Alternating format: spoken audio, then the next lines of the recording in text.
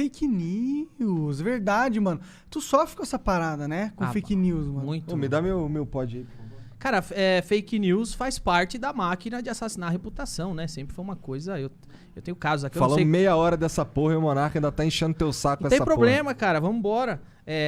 Posso falar ou tá... Claro, Eu quero que você fale. O Igor tá querendo Eu salvar passei o por casamento. algumas fake news, cara, que...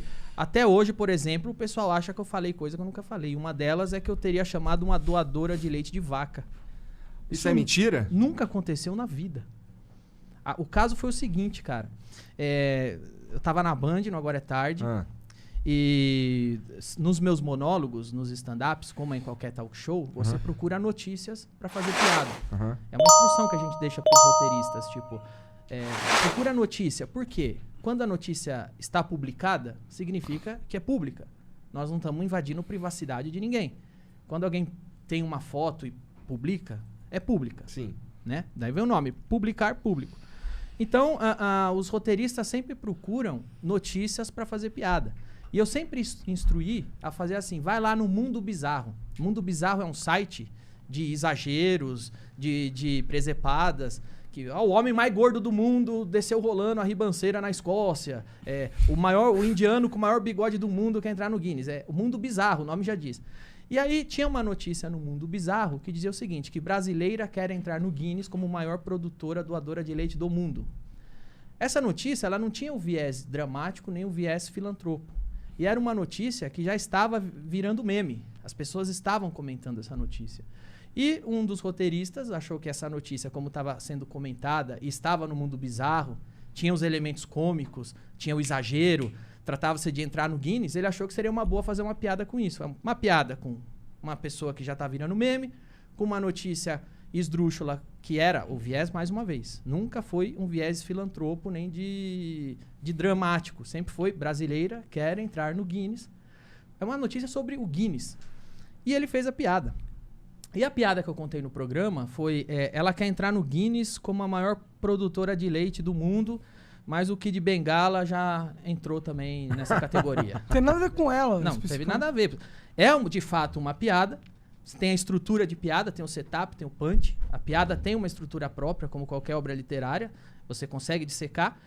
E ela, no papel da piada, ela era o setup da piada, não era o punch. O setup é o fato. O punch é a distorção cômica. Ela fazia parte do setup, do fato. Brasileira quer entrar no Guinness como maior doadora de leite do mundo. Aí vem a distorção cômica. Kid Bengala, a gente subverte o leite e faz a piada. Foi essa piada que foi contada. Eu contei ela no programa. Aí a gente mostrou a foto dela, porque a foto dela estava publicada, era pública. E foi essa piada que eu fiz. O Mansfield ainda pegou um pouco mais pesado que eu, que o Mansfield ainda falou... Mas tu nem falou que ela tinha nada a ver com vaca, então? Nada. O Mansfield ainda fez uma piada mais pesada que ele falou... Essa daí não faz espanhola, faz a Europa inteira, porque ela tinha os peitos grandão. Foram essas piadas que foram feitas.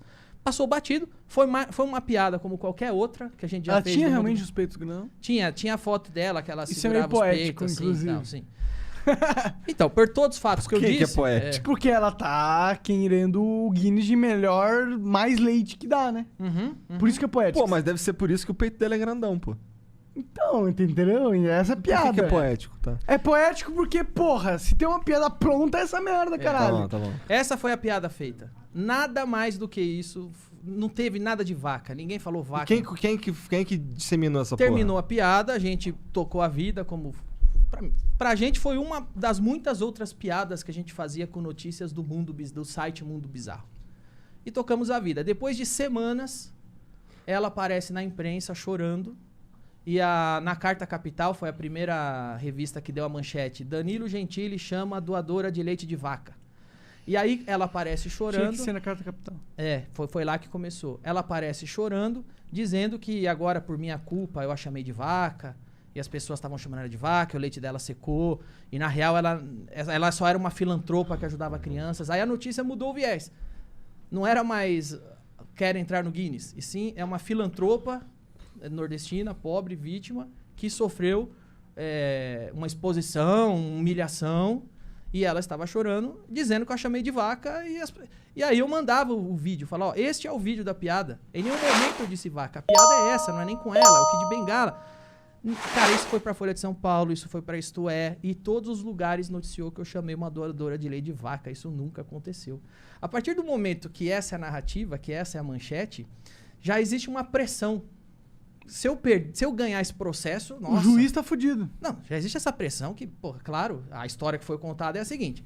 Ela tava fazendo caridade, doando leite, ajudando crianças. Eu apareci lá e falei, olha que vaca!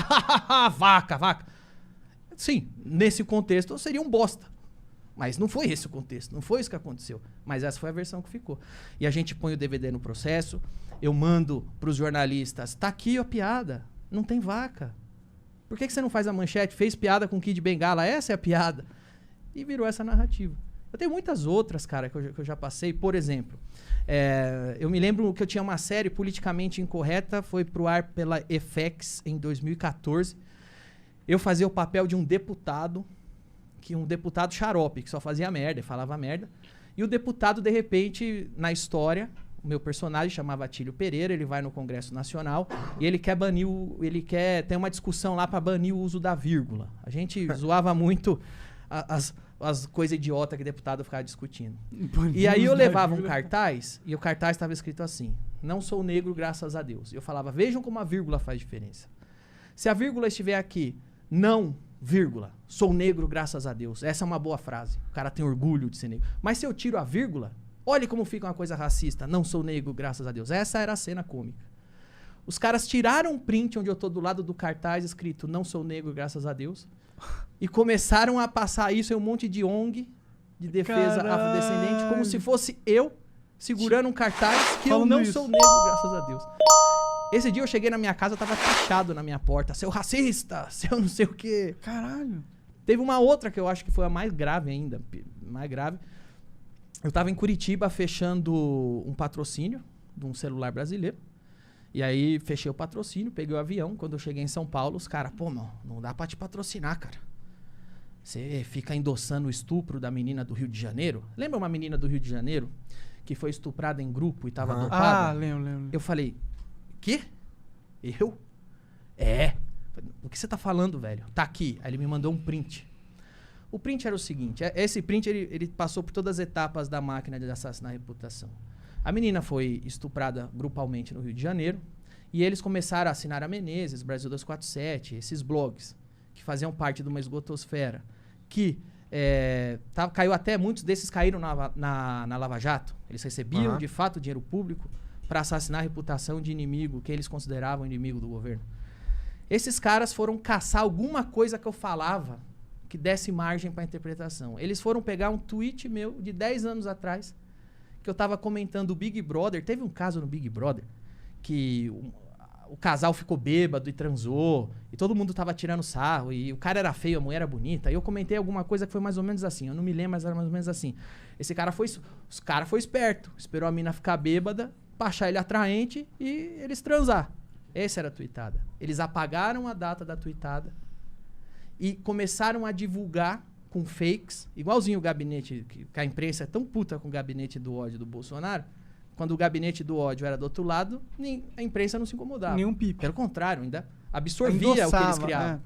Aí eles pegaram esse meu print, apagaram a data e começaram a compartilhar como se aquela fosse uma opinião minha a respeito do estupro do Rio de Janeiro que estava acontecendo naquele dia. E eu dizia, foi esperto, esperou a menina ficar bêbada pra transar com ela. Como se eu estivesse falando da menina dopada que foi estupra grupalmente. Sendo que era uma tweetada de 10 anos atrás a respeito de uma galhofa do Big Brother. Caralho. E aí, cinicamente, eles começam a compartilhar. E isso tá lá na esgotosfera, tá lá nos blogs sujos. A hora que vê, sobe pro mainstream. Tá na Carta Capital. A hora que vê, sobe pra Folha, sobe pro mainstream. E a mentira vira verdade. A ponto de eu chegar em casa, ligar no Sport TV. O Sport TV não tem nada a ver com esses assuntos. E o Trajano tá falando. Inclusive, o Danilo veio aqui um tempo atrás e faz apologia ao estupro. Olha a máquina. Onde começou e onde parou. Isso a gente sofreu muito. Tem muita gente que simplesmente não vai ver realmente qual é a da informação. Jamais. Os caras trabalham com manchete. Ninguém lê a notícia. Se você promover uma manchete, pronto, eu chamei a doadora de leite de vaca e acabou. E eles já saem apedrejando. E aí o sistema jurídico acompanha isso, que é bizarro. E aí é isso. Aí o Trajano falou que fazia apologia. Só que veja bem, apologia ao estupro é crime. Não é uma opinião que eu faço apologia. É um crime que tá... É igual falar, você é estuprador. Porra, isso é pesado, pô. Você tem que provar. Eu faço apologia ao estupro, eu tenho que provar. Mas foda-se. Então eu já passei muito por isso. Eu falo, cara, é um milagre que eu já tenho uma carreira. Porque é um milagre. É o que eu falei, se o Wilson... No começo da entrevista, se o Wilson Simonal tivesse internet, provavelmente o Pasquim não teria acabado com a vida dele. Você atribui à internet a sua imunidade. Então. Eu atribuo a internet ao megafone, porque quando eu vou e falo, pessoal, vejam aqui, apagaram a data do print. Olha essa mentira. Vejam aqui, eu não chamei ela de vaca. Aí você fica com as pessoas. Você tem um contra-ataque. Você tem pelo menos as pessoas que se importam com a verdade e vão pesquisar, entendeu? Que é normalmente os seus fãs de verdade, né? Porque